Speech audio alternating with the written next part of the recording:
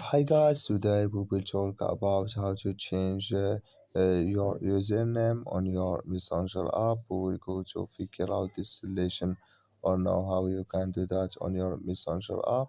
All you have to do, you just go up here, you click here on app, then it's going to show for you window like this.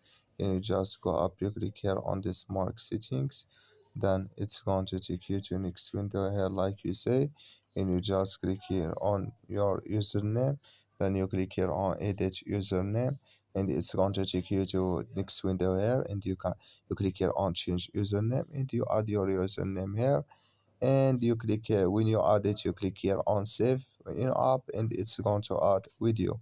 So that's all you have to do to change username on your Messenger app. You just follow these ways and it's going to work with you. I wish you I get it. Thank you for your watching. Don't forget to support us by liking, subscribe.